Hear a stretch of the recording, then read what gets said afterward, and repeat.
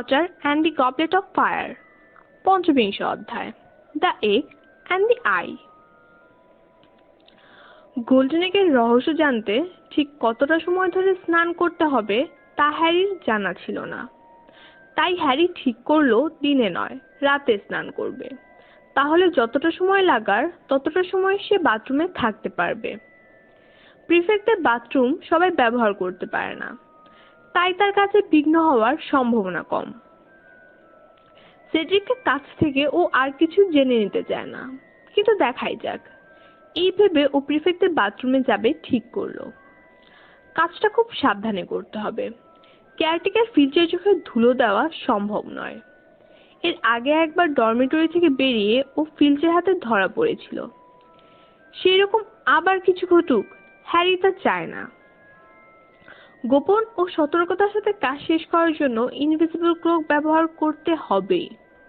এছাড়াও মরডার্স ম্যাপ সঙ্গে রাখতে হবে।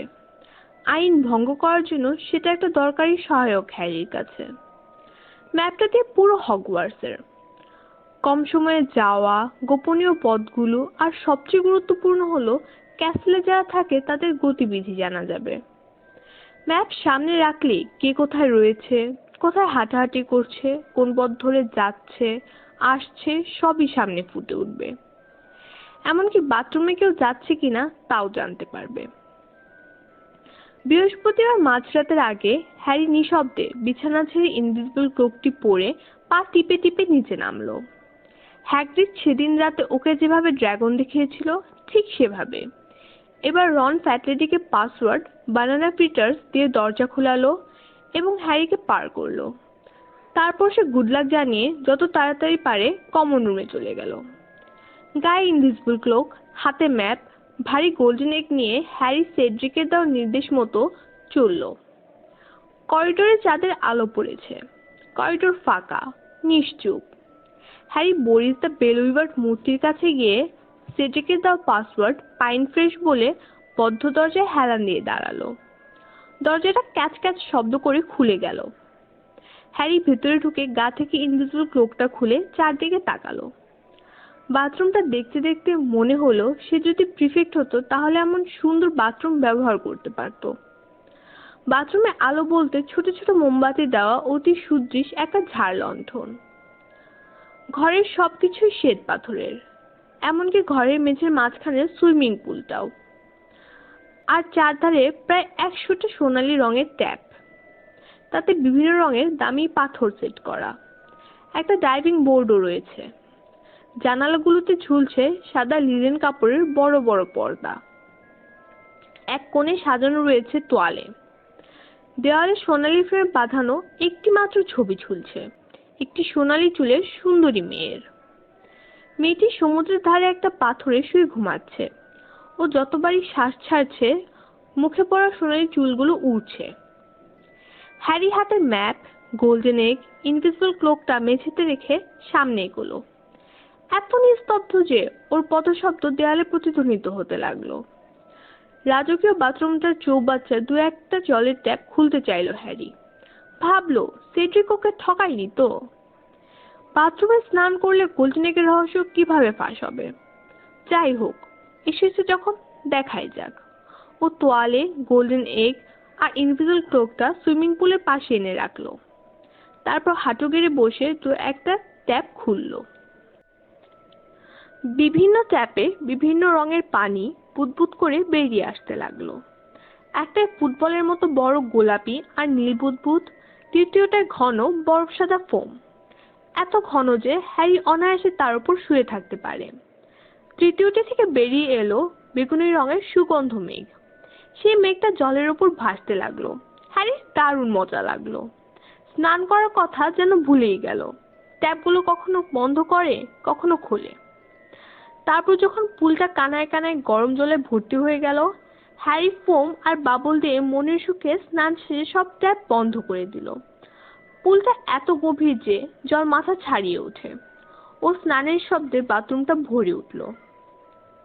হ্যারি তারপর গোল্ডেন একটা হাতে নিয়ে ভিজে হাতে মুখটি খুলল। নানা রকম শব্দে বাথরুমটা গম গম করে উঠল। ভয় পেয়ে সঙ্গে সঙ্গে গোল্ডেন এগের মুখটি বন্ধ করে দিল হ্যারি। এত জোরে শব্দ হচ্ছে যে যে কোনো সময় ফিল্চের ঘুম ভেঙে যেতে পারে। তারপর আবার সন্দেহ হলো, সেড্রিক ওকে ঠকাচ্ছে না তো।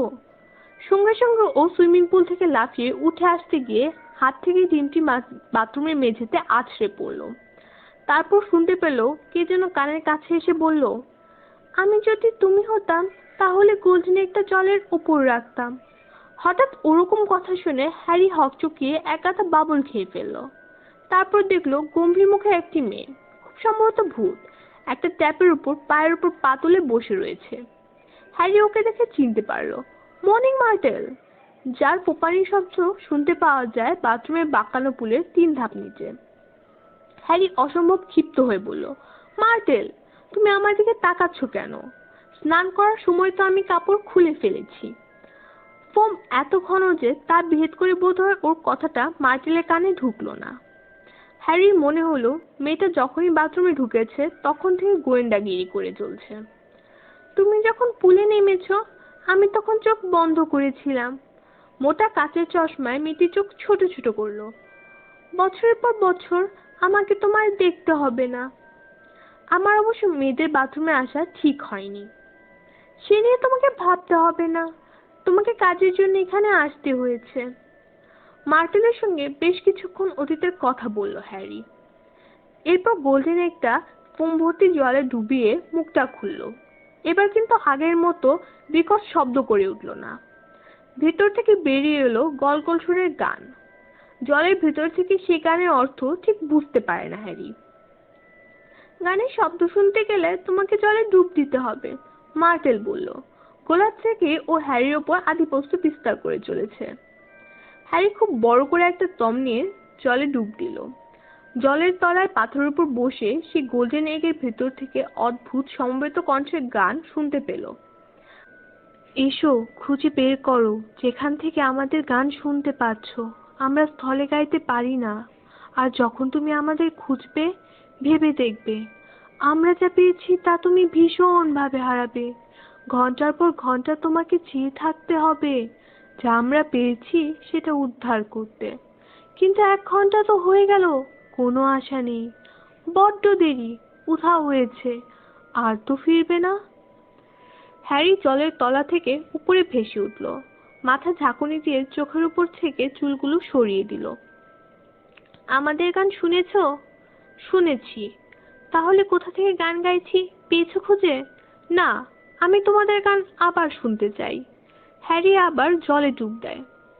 হ্যারি আরো জলের তলায় ডুবে যায় সেই গান মনে রাখার জন্য। তারপর কিছুক্ষণ জলে সাঁতরে বেড়ায়, গভীরভাবে চিন্তা করে। মার্টেল বসে বসে ওকে লক্ষ্য করে। এর আগে হ্যারি মার্টেলকে এত খুশি দেখেনি।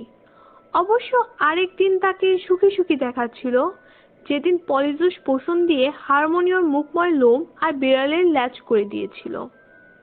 হ্যারি জলের গভীর থেকে উপরে ভেসে উঠে ভাবে, যদি জলের তলায় যাদের কণ্ঠস্বর শোনা যায় তাহলে তারা জলের জীব। হ্যারি সেই কথাটা বলাতে মার্টেল হ্যারির দিকে তাকিয়ে বোকা বোকা হাসলো। মার্টেল বলল, ঠিক এই প্রশ্নটাই জিওকে ভেবেছিল। ওখানে শুয়ে আপন মনে কথা বলছিল অনেক অনেক সময় ধরে, তখন একটি বুদবুদও ছিল না। জলের তলায়? হ্যারি খুব ধীরে বলল। মার্টেল, হ্রদে অনেক ছোট ছোট মাছ ছাড়া আর কি থাকে? ও, অনেক রকমের। ও বলল, আমি জলের তলায় মাঝে মাঝে যাই, অনেক সময় উপায় থাকে না, যেতে হয়। যদি আমার টয়লেট অন্য কেউ ব্যবহার করে। হ্যারি পাইপের ডগায় মার্টেল কিভাবে বাথরুম করে এসব না ভেবে ওকে ঘোরাতে বলল, জলের তলায় এমন কি কেউ আছে যে মানুষের গলায় কথা বলে? প্রতীক্ষা করে জবাবের। হ্যারির চোখ পড়ল দেয়ালে তন্দ্রালো মারমেইডের দিকে। বলল, মার্টেল, ওখানে কি মারমেইড নেই? বাহ, খুব ভালো। ও বলল, ওর চশমার মোটা কাজ স্থির তার মতো ঝিকমিক করে উঠল। জিওগের কথাটা ভাবতে অনেক সময় লেগেছিল, ওই মেয়েটার তন্দ্রার ভঙ্গ পর্যন্ত। মার্টেল মাথা ঝাঁকুনি দিয়ে মারমেটের দিকে দারুণ বিদ্বেষ ভরা দৃষ্টিতে ওর বিষণ্ণ মুখের দিকে তাকালো। মারমেটের ডানা ঝলসে উঠল। ঠিক বলেছি না? হ্যারি উত্তেজিত হয়ে বলল। দ্বিতীয়টা শুরু হবে। খুঁজে বের করতে হবে তোমার অনুগামীদের জলের তলায়। আর আর কথাগুলো বলতে বলতে হ্যারি অনুভব করলো ওর ভেতরে যে ভাবনা জমা হয়েছিল সেগুলো বের করার জন্য কে যেন পেটে ঘুষি মারার সঙ্গে সঙ্গে বেরিয়ে এলো। হ্যারি কখনো ভালো সাঁতারু নয়, তেমন প্রশিক্ষণের সুযোগ সুবিধা পায়নি। ছোটবেলায় ডাডলি পেয়েছিল, কিন্তু আন্ট পেটুনিয়া, আঙ্কেল ভার্নন ভেবেছিল সাঁতার শেখাই ভালো, জলে নেমে সাঁতার না শেখার জন্য ডুবে মরবে, তাই ওকে ডাডলির সঙ্গে আর সাঁতার শিখতে দেয়নি। বাথরুমের বাথটাবটা বেশ বড়ই বলতে হবে, কিন্তু যে লেকে মার্টেলের কথায় গান শুনতে গিয়েছিল সেটা অনেক বড়, গভীর। মারমেডটা নিশ্চয়ই জলের তলদেশে বাস করে। হ্যারি বলল, ওখানে আমি কেমন করে নিঃশ্বাস নেব? কথাটা শুনে মার্টেলের দু চোখ জলে ভরে ওঠে। মূর্খ! রুমালের বদলে রোবের এক কোণা দিয়ে চোখ মুছে মার্টেল বলল। মানে? হ্যারি হতভম্ব হয়ে বলল, আমার সামনে নিঃশ্বাস নেবার কথা বলছো? মার্টেল তীক্ষ্ণ স্বরে বলল। ওর গলা সারা বাথরুমে প্রতিধ্বনিত হতে লাগলো। আমি তো পারি না, কখনো পারিনি, অনেক বছর নয়। ও রুমালে মুখ চাপা দিল, অশ্রু মুছল। হ্যারির মনে পড়ল মার্টেলের মৃত্যু। মার্টেল তার মৃত্যুর বেদনা বহন করে চলছে, ওর মতো অন্য কোনো ভূতেরা তা মনে রাখে না। দুঃখিত, হ্যারি হড়বড়িয়ে বলল। আমি কোনো কিছু না ভেবেই কথাটা বলেছি, ভুল হয়ে গেছে, মনে ছিল না। ও হ্যাঁ হ্যাঁ, মার্টেলের মৃত্যু খুব সহজেই ভোলা যায়, ফোলা ফোলা চোখে মার্টেল বলল। কেউ আমার কথা মনে রাখে না, আমি যখন বেঁচে ছিলাম তখনও করেনি। আমার মৃতদেহ খুঁজে পেতে তাদের ঘন্টার পর ঘন্টা লেগেছে, আর আমি তাদের অপেক্ষাতে বসেছিলাম। অলিভ ফর্মবি বাথরুমে ঢুকে বলল, তুমি আবার এখানে বসে আছো মার্টেল? প্রফেসর ডিপেট আমাকে তোমার খোঁজ নিতে বললেন। তারপর ও আমার মৃতদেহ পেল। ও মৃত্যুর দিন পর্যন্ত আমার কথা বলেনি। আমি সবসময় ওর পাশে থেকেছি। ওর ভাইয়ের বিয়ের দিন আমি আজও মনে করি। কিন্তু হ্যারির মার্টেলের একটা কথাও কানে যাচ্ছে না। ওর কানে বাজছে অনুগামীদের সমবেত কণ্ঠের গান। আমরা তোমার একটা জিনিস নিয়েছি, তুমি যেটার অভাব সব সময় অনুভব করবে। কথাটা শুনে মনে হয় যেন ওর কোনো জিনিস চুরি করে নিবে, কিন্তু তা তাকে ফিরে পেতেই হবে। ওর থেকে ওরা কি নিয়েছে? তারপর মিনিস্ট্রি অফ ম্যাজিকে গিয়ে বলে দিল আমি যেন অলক্ষিত ভাবে ওর কাছে ঘোরাফেরা না করি, তাই ফিরে এসে এই টয়লেটে বাসা বেঁধেছি। হ্যারি ভাজা ভাজা ভাবে বলল, ভালো, আমাকে আর দেখতে পাবে না। চোখ বন্ধ করো, আবার করো, আমি অদৃশ্য হয়ে যাচ্ছি। হ্যারি বাথটাবের তলা থেকে গোল্ডেন একটা তুলে আনে, তোয়ালা দিয়ে গায়ে জল মুছে জামা কাপড় পরে নেয়। বিলাপী মার্টেল বিষণ্ণভাবে বলল, আবার একদিন বাথরুমে এসে আমার সঙ্গে তো একটা কথা বলবে? হ্যারি এখন ইনভিজিবল ক্লোকটা হাতে নিয়েছে। আচ্ছা, চেষ্টা করব, হ্যারি বলল। ও জানে এই বাথরুমে আর আসার কোনো আশা নেই, একমাত্র আছে যদি ক্যাসেলের সব বাথরুম অকেজো হয়ে যায়। আবার দেখা হবে মার্টেল, আজ আসি। তোমার সাহায্যের জন্য ধন্যবাদ। মার্টেল বিষণ্ণভাবে বলল, বাই বাই। হ্যারি তখন ইনভিজিবল ক্লোকটা পরে ফেলেছে। বাইরে অন্ধকার করিডোরে এসে হ্যারি ম্যাপটা চোখের সামনে ধরে দেখল পথ ফাঁকা, কিছু নেই। এক বিন্দু আঁকা দেখে বুঝলো ফিল্চ আর মিসেস নরিস ওদের অফিসে রয়েছেন। একমাত্র পিচ জেগে উপরতলা থেকে ট্রফি রুমের আশেপাশে লাফিয়ে বেড়াচ্ছে। গ্রিফিন্ডর টাওয়ারের দিকে পা বাড়াতেই ম্যাপে একটা কিছু ওর চোখে ধরা পড়ল। এমন একটা কিছু স্বাভাবিক নয়, অস্বাভাবিক, অদ্ভুত। পিপস ছাড়াও স্নেপের অফিসের বাধারের কোণার দিকে একটা বিন্দু ঘুরছে। বিন্দুটি কিন্তু সেভেরাস স্নেপের নামের তলায় নয়, রয়েছে বার্টিমিয়াস ক্রাউচের নামের তলায়। চলমান বিন্দুর দিকে হ্যারি তাকিয়ে রইল। ক্রাউচ অসুস্থ, নাচের পার্টিতে আসতে পারেননি, তবে এত রাতে হগওয়ার্টসে এসেছেন কেন? ক্রাউচের গতিবিধি লক্ষ্য করার জন্য ও মানচিত্রের দিকে দারুণ বিস্ময়ে কৌতূহলে তাকিয়ে রইল। বিন্দুটা স্থির নয়, স্নেপের ঘরের চারিদিকে ঘুরছে। হ্যারি যত তাড়াতাড়ি পারে ডরমিটরিতে সোনার ডিম, মানচিত্র আর অদৃশ্য হবার আলখেল্লাটা নিয়ে যেতে পারলে বাঁচে। ও রনের মতো সিঁড়ি দিয়ে লাফিয়ে নামতে গিয়ে হাতে যা কিছু ধরা ছিল নিয়ে হড়কে পড়ল। ওর হাতের সব জিনিস ছিটকে পড়ল। শুধু তাই নয়, রেলিংয়ে একটা পা আটকে গেল। ওর চোখের সামনে দিয়ে সোনার ডিম সিঁড়ি দিয়ে গড়াতে গড়াতে নিচে চলল, এমন এক শব্দ করে যেন বিরাট ড্রাম গড়িয়ে পড়ছে। শুধু তাই নয়, ডিমের মুখের ঢাকনাটা খুলে গিয়ে নানা রকম শব্দ বেরিয়ে আসতে লাগলো, কখনো তীব্র, কখনো নরম। কোনো রকমে হাত বাড়িয়ে আলখেল্লাটা আর মানচিত্রটা তুলে নিল হ্যারি। ধরা পড়ে যাওয়ার আশঙ্কায় ও চটপট ইনভিজিবিলিটি ক্লোক পরে নিল। ভয় ভাবনায় ও ঠকঠক করে কাঁপতে লাগলো। হ্যারির স্কুলের কেয়ারটেকার ফিল্চের গলা শোনা গেল। সেজেগুজে ফিল্চ স্ত্রী আর তার বেড়াল নিয়ে মর্নিং ওয়াকে যাচ্ছিলেন। আশ্চর্য, পিভস, সারা রাত তুমি লাফালাফি করে বেড়াও, কোথায় কি হচ্ছে দেখো না? ফিল্চের কণ্ঠস্বর। ফিল্চ নিচে নেমে ডিমটাকে দেখে ডিমের মুখ বন্ধ করে দিতেই আওয়াজ বন্ধ হয়ে গেল। রাগে গড়গড় করতে করতে বললেন, তুমি চ্যাম্পিয়নের সোনার ডিম চুরি করতে এসেছিলে? ততক্ষণে গোলমাল শুনে ঘটনাস্থলে স্নেপ এসে গেছেন। স্নেপকে আসতে দেখে হ্যারির ভয় ভাবনা আরও বেড়ে গেল। ব্যাপারটা ফুলিয়ে ফাঁপিয়ে একসা করবেন। কি ব্যাপার ফিল্চ? প্রফেসর, আমার মনে হয় পিভস ডিমটা চুরি করতে পালাতে গিয়ে হাত থেকে ফেলে দিয়েছে। স্নেপ বললেন, পিভস, কিন্তু ডিমটা তো আমার অফিসে থাকার কথা, কিন্তু পিভস আমার অফিসে ঢুকবে কেমন করে? ফিল্চের মুখের দিকে তাকিয়ে স্নেপ বললেন, অন্যায়। চ্যাম্পিয়নদের ক্লু ডিম? আসল ব্যাপারটা তদন্ত করতে হবে। করুন প্রফেসর, কিন্তু কোনো সন্দেহ নেই পিভস কাণ্ডটা করেছে। স্নেপ বললেন, অফিসের দিকে আসার সময় করিডোরে কে টর্চ জ্বালিয়েছে? অফিসে গিয়ে দেখি আমার অবর্তমানে কে বা কারা আমার আলমারি খুলেছে, কাগজপত্র ঘেটেছে। আপনি ডিমের কথা বলছিলেন? আমার ঘরে ছিল। অবশ্যই ওটা আমার ঘরে ছিল না। তাহলে পিপস কিছু করেনি? ডিমটাও ছুঁড়ে ফেলেনি? ফিল্চ বললেন, আমি জানি ও করেনি, করতে পারে না। স্নেপ বাধা দিয়ে বললেন, আমি নিজে মন্ত্র পড়ে অফিস সিল করেছি, একমাত্র কোনো উইজার্ড ছাড়া খোলার সাধ্য নেই। কথাটা বলে স্নেপ সিঁড়ির দিকে নিচে নামতে লাগলেন। ফিল্চ, আসুন আমার সঙ্গে, ব্যাপারটা দেখা যাক। যে ঘরে ঢুকেছে তাকে খুঁজে বের করতে হবে। আমি যাব। হ্যাঁ প্রফেসর, কিন্তু... কথাটা বলে ফিল্চ সন্দেহের দিকে সিঁড়ির দিকে তাকালেন।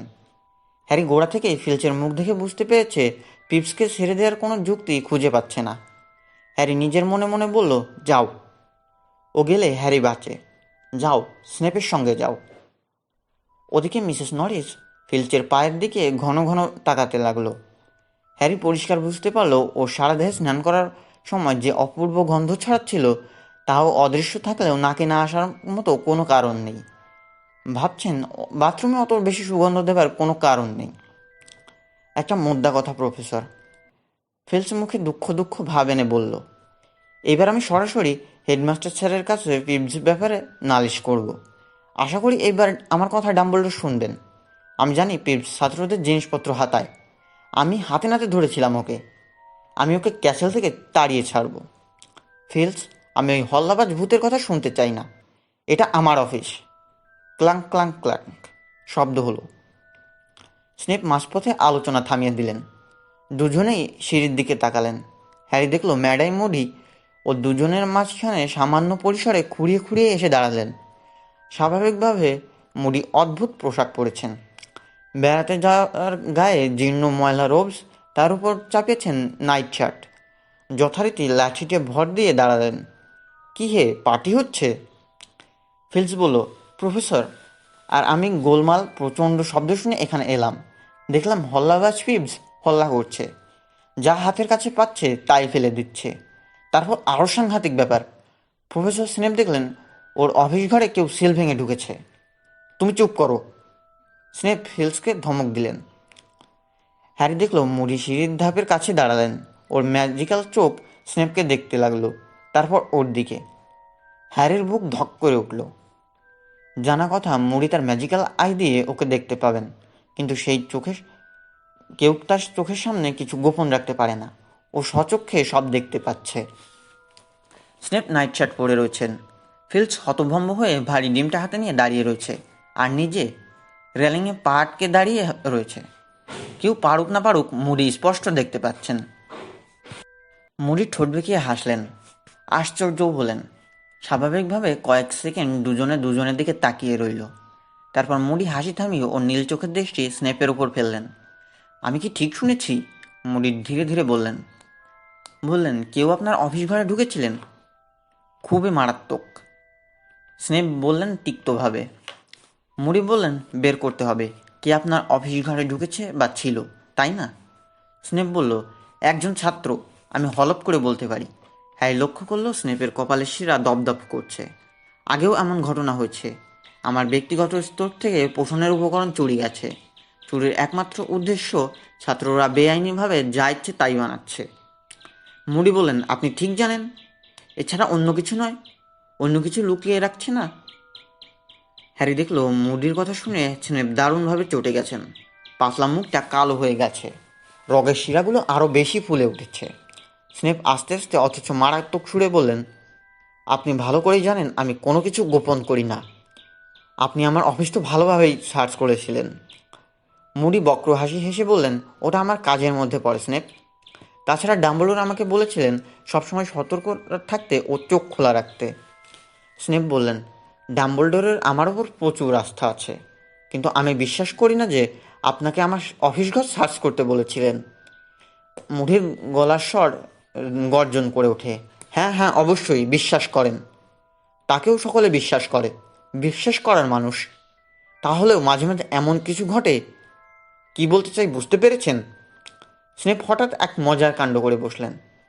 ডান হাত দিয়ে বা হাতটা চেপে ধরে কাঁপতে লাগলেন, এমনভাবে যেন কেউ তার হাতে প্রচণ্ডভাবে ঘা দিয়েছে। মুডি হো হো করে হেসে উঠলেন, বললেন যাও একটু ঘুমিয়ে নাও। আমি কোথায় যাব বা যাব না তা বলার আপনি কে? স্নেপ রাগে ফেটে পড়ে বললেন দিনের বেলা বা রাতে কি হচ্ছে না হচ্ছে তা ঘুরে ফিরে দেখার মতো অধিকার আমার আছে। বেশ, তাই করুন, মুডি বললেন। মুডির কথার মধ্যে চতুরতার ইঙ্গিত। খুবই ভালো, মাঝে মাঝে অন্ধকার করিডোরে আপনার সঙ্গে দেখা হওয়ার সুযোগ মিলবে। দারুণ এক ভয়ে হ্যারিকে যেন পেছন থেকে ছোড়া মারল। ও দেখল মুডি মরিডাস মানচিত্রের দিকে তাকিয়ে রয়েছেন। মানচিত্রটা ওর থেকে 6টা স্টেপ পরে পড়ে রয়েছে। স্নেপ ফিল্চের দৃষ্টি পড়বার আগেই হ্যারি ও রোপ দিয়ে হাও করে মানচিত্রটা উড়িয়ে নিতে চাইল। সাথে সাথে মুডির দৃষ্টি আকর্ষণ করে বলতে চাইল ওটা আমার নিজস্ব। স্নেপ হাত বাড়িয়ে মানচিত্রটা নিতে গেলেন। চোখে মুখে চোট ধরে ফেলেছি এমন এক কেল্লাফতের ছাপ, এক ইউপার্সমেন্ট। মানচিত্রটা হাওয়াতে উপরে উঠে স্নেপের আঙুল সামান্য ছুঁয়ে মুডির হাতে এলো। তাই তো, কখন যে আমার পকেট থেকে এটা পড়ে গেছে। আহা, আমার জিনিস আমি পেয়ে গেছি। কিন্তু স্নেপের কালো চোখ মুডির হাতে মানচিত্র আর ফিল্চের কাছে সোনার ডিমের দিকে। স্নেপ 2 আর 2 4 হয় সেটা ভালো করে জানে। পটার যেন কিছুই হয়নি এমনভাবে বলল। মুডি মানচিত্রটা মুড়ে পকেটে রাখতে রাখতে বলল কি ব্যাপার, আবার কি হলো? পটার। স্নেপ ঘোত করে উঠল। যেখানে হ্যারি দাঁড়িয়ে পা আটকে ছিল সেদিকে তাকালো, যেন হঠাৎ ওকে দেখতে পেয়েছে। ওই ডিমটা পটারের, ওই পার্চমেন্টের মানচিত্রটাও পটারের। আমি ওটা আগে দেখেছি, দেখেই বুঝতে পেরেছি। আমি হলপ করে বলতে পারি পটার এখানে কোথাও আছে। ওর গায়ে ইনভিজিবিলিটি ক্লোক রয়েছে। অন্ধরা যেমন হাত বাড়িয়ে চলে তেমনইভাবে ও সিঁড়ি দিয়ে উঠতে লাগলো। হ্যারি দেখতে পাচ্ছে ওর নাকটা ফুলে ফুলে উঠছে হ্যারিকে শুকে শুকে ধরার জন্য। হ্যারি একটু পিছনে হেললো যাতে স্নেপের হাত ওর গায়ে না লাগে, কিন্তু যেভাবে হাত বাড়াচ্ছে যে কোনো সময় ছুঁয়ে ফেলতে পারে। মুডি বেশ জোরে বলেন আহা, স্নেপ কি পাগলের মতো হাত বাড়িয়ে ঘুরছে? ওখানে কেউ নেই, থাকলে ব্যাপারটা আমাকে হেডমাস্টারকে জানানো আমার কর্তব্য। তুমি কোনো কিছু না জেনে না বুঝে হ্যারি পটার হ্যারি বলে ধেই ধেই করে নেচে চলেছ। দরজা ভাঙা আর ডিম পড়ার সঙ্গে হ্যারি পটারের কী সম্পর্ক আমি বুঝতে পারছি না। বুঝতে পারছেন না? স্নেপ আবার ঘুতঘুত করে হাত দুটো বাড়ালেন। হাতটা প্রায় হ্যারির বুকে এসে লাগলো এমন অবস্থা। মানে মানে খুব সহজ। ডাম্বলডোর জানতে চান অকারণে কারা ওর পেছনে লেগেছে। মুডি অসহিংস হয়ে বললেন, খুঁড়িয়ে খুঁড়িয়ে গেলেন ওর কাছে। স্নেপ কর্তব্য পালনে আমি খুবই উদগ্রীব। টর্চলাইটের আলো ফেললেন নিজের কাটাছেঁড়া মুখের উপর, যাতে নাকের উপর অপ্রকৃত মাংসপিণ্ড আর কাতার দাগ আরও প্রকটভাবে দেখা যায়। স্নেপ থতমত খেয়ে মুডির মুখের দিকে তাকালেন। হ্যারি স্নেপের মুখের ভাব দেখতে পেল না। দুজনেই নিশ্চল, নির্বাপন।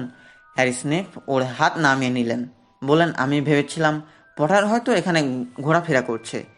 রাতের অন্ধকারে করিডোরে করিডোরে ঘোরা ওর বিশ্রী স্বভাব, আগেও তাই করতো। ওকে এইসব করতে দেওয়া ঠিক হবে না প্রফেসর মুডি, ও সুরক্ষার জন্যই।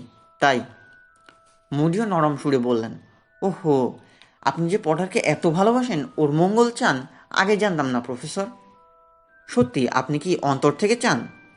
সামান্য সময় দুজনেই চুপচাপ রইলেন, দুজনেই দুজনের দিকে তাকিয়ে তখনও রইলেন। ঘটনাস্থলে মিসেস নরিস এসে হাজির, বিকটভাবে ম্যাও ম্যাও করে ডাক দিলেন।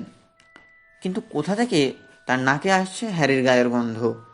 গন্ধটা স্নেপের পায়ের কাছ থেকে আসছে কেন? স্নেপ কাটা কাটা গলায় বললেন, আমি শুতে চললাম। খুব ভালো, খুব ভালো, সারা রাত শুয়ে শুয়ে ভাবুন। প্রফেসর মুডি বললেন, ফিলস, তুমি কি ডিমটা আমায় দেবে? না। ডিমটা এমনভাবে বুকে চেপে বলল যেন ওটি তার প্রথম সন্তান। প্রফেসর মুডি, এটা পিপসের বিশ্বাসঘাতকতার প্রমাণ। আমি জানি ডিমটা চ্যাম্পিয়নের প্রপার্টি, কেউ চুরি করেছে, ওটা আমাকে দিয়ে দাও। মুডি বললেন। বিনা বাক্য ব্যয়ে ডিমটা মুডির হাতে তুলে দিল ফিলস। ফিলস মিসেস নরিসকে দেখে খুব খুশি হয়েছে, এমন এক আনন্দ প্রকাশ করে মিসেস নরিসের দিকে তাকালেন। মিসেস নরিস অদৃশ্য হ্যারির দিকে তাকালেন 2-1 সেকেন্ড বা ওই রকমই, তারপর চলে গেলেন। ফিলসও সেখান থেকে চলে গেলেন। মিসেস নরিসকে খুশি করার জন্য বললেন, ভেবো না, সকালেই আমি প্রফেসর ডাম্বলডোরকে বিষয়টা অবশ্যই জানাবো। বলতে হবে পিপস কেমনভাবে কাজকর্মে ঢিলেঢালাভাবে করছে।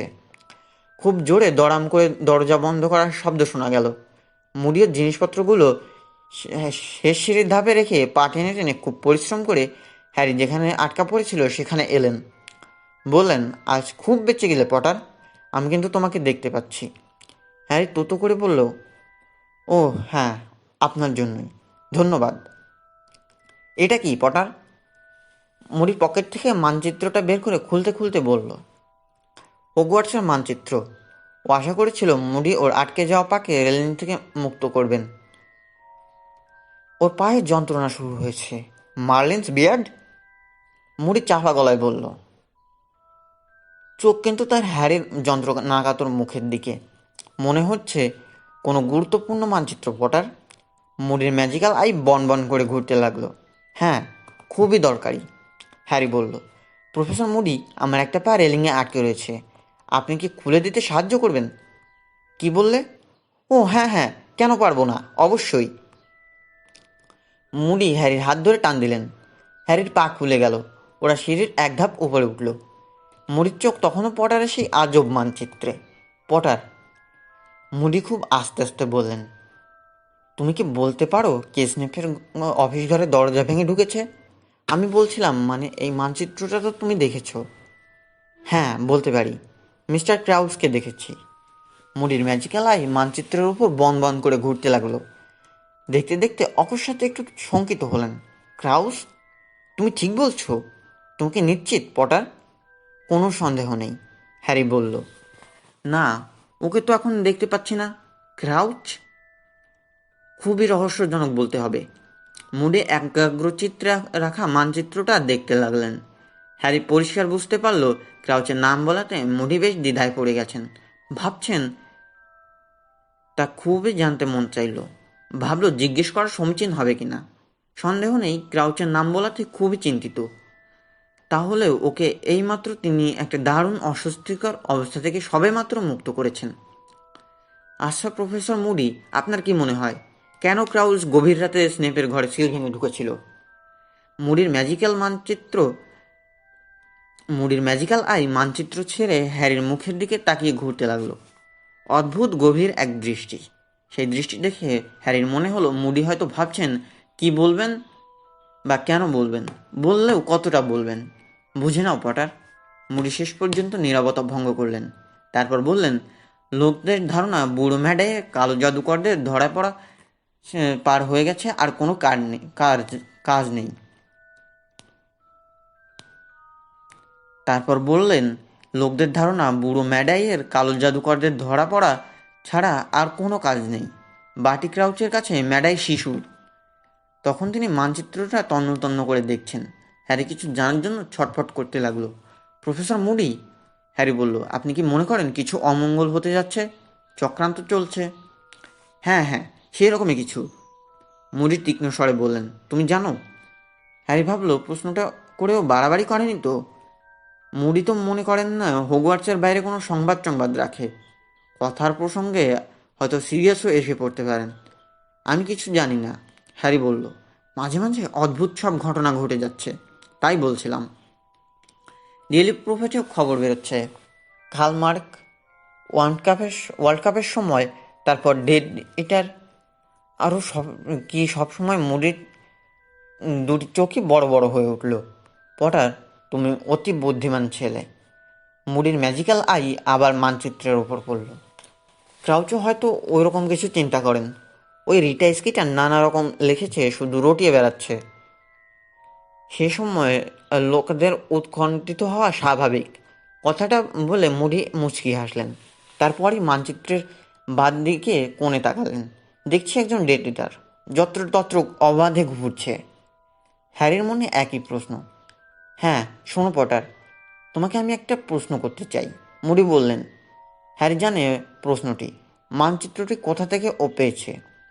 মানচিত্রটি জাদুকরদের কাছে খুবই প্রয়োজনীয় অস্ত্র বলা যায়। সে এক ঘটনা, কেমন করে ওর হাতে এসেছে। দোষী সে একা নয়, ওর বাবা, ফ্রেড, জর্জ, প্রফেসর লুপেন সকলেই দোষী। মুডি প্রশ্ন করে মরাউডার মানচিত্র হ্যারির মুখের সামনে ঘোরাতে লাগলেন। এটাকে তুমি কিছুদিনের জন্য আমাকে ধার দিতে পারবে পটার? মানচিত্রটি হ্যারির অত্যন্ত প্রিয়।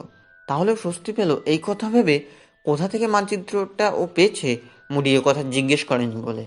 করলে তো আরও বিপদে পড়তো। হ্যাঁ হ্যাঁ, অবশ্যই, খুব ভালো ছেলে তুমি, মুডি ঘোতঘোত করে বললেন। আমি এটা সদ্ব্যবহার করতে পারবো। অনেক দিন থেকেই এরকম একটা খোঁজেছিলাম। ঠিক আছে পঠার, তুমি এখন ঘরে গিয়ে শুয়ে পড়ো। হাঁটতে হাঁটতে ওরা মুডির অফিসের সামনে দাঁড়ালো। মুডি হ্যারির দিকে তীক্ষ্ণ দৃষ্টিতে বললেন, তুমি অর্ডার হতে চাও? হ্যাঁ না, হ্যারি আশ্চর্য হয়ে বললেন। ভেবে দেখো। ও হ্যাঁ, আমি ভাবছি ডিমটা তুমি শুধু শুধু নিয়ে যাওনি নিশ্চয়ই, তোমার কোনো কাজ ছিল। আমি কি সত্যি বলছি? হ্যাঁ, শুধু শুধু নয়, আমি ক্লু বের করার চেষ্টা করে চলেছি। মানে সেকেন্ড টাস্কের ক্লু ওই ডিমের থেকে পাওয়া যাবে। সেই কাজটা রাত্রি করিডোরে ঘুরে ঘুরে করতে হবে। আচ্ছা, কাল সকালে আবার দেখা হবে। মুডি মডেলের মানচিত্র খুঁটিয়ে দেখতে দেখতে নিজের ঘরে ঢুকলেন। হ্যারি, স্নেপ ও ক্রাউচের কথা ভাবতে ভাবতে গ্রিফিন্ডর টাওয়ারের দিকে চলল। এসবের মানে কি? ক্রাউচ কেন অসুস্থতার ভান করলেন? হগওয়ার্টসে তো তার অবাধ গতি। লুকিয়ে রাত্রে আসার তো কোনো দরকার ছিল না। স্নেপ তার ঘরে কি লুকিয়ে রেখেছেন? কেন ভেবেছেন সেটা কি? মুনিবা হঠাৎ কেন ওকে অর্ডার হতে উপদেশ দিলেন? উপদেশটা খুবই লোভনীয়, সন্দেহ নেই। ও নিজের ঘরে এসে আলখেল্লা আর ডিমটা খুব সাবধানে ট্রাঙ্কে রেখে দিল। ভাবলো, যদিও অর্ডার হতে চায় তাহলে বন্ধুদের মনোভাবটা কি হতে পারে সেটা।